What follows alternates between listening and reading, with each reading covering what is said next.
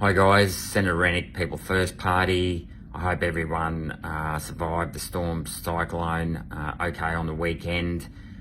We lost power and access to the internet, which is why I haven't been able to post for the last couple of days.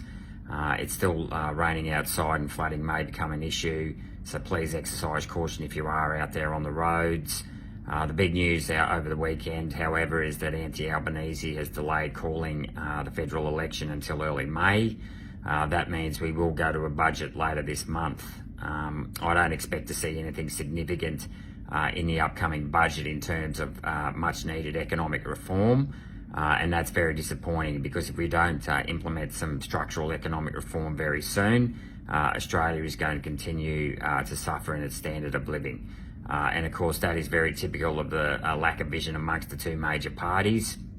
And it's why People First will continue to argue for strong structural economic reform, particularly those that I outlined last week. But two other areas that really need reform as well is immigration and energy. We desperately need to lower our immigration rate. It's been too high for too long, and as a result, Australians have suffered in their living standards. This, of course, isn't good enough. A government should be putting Australians first, not foreigners. And they need to lower the immigration rate to below 100,000. People First will be doing just that, and we'll be focusing on people moving to the regions where they can add value to our resources. The other policy that needs desperate reform, of course, is our energy policy.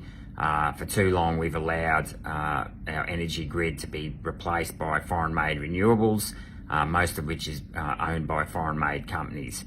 And People First will be fighting to actually use homegrown resources, and in particular homegrown resources that are burnt by government-owned entities. I actually think that the start of the decline of our energy grid was when we privatised our infrastructure, our baseload power stations. We need to get that back into government hands, and we need to start relying on coal and gas especially. I'm not against some uranium to start with. But in particular, we need to use our homegrown resources and make sure it's government owned, so that we can provide cheap energy, which will help power our small business and lower energy costs for Australians. Anyway, I'll keep fighting this week for those reforms, and good luck for those of you who have suffered damage. Hopefully it's not too bad, and sunny skies soon. Talk soon.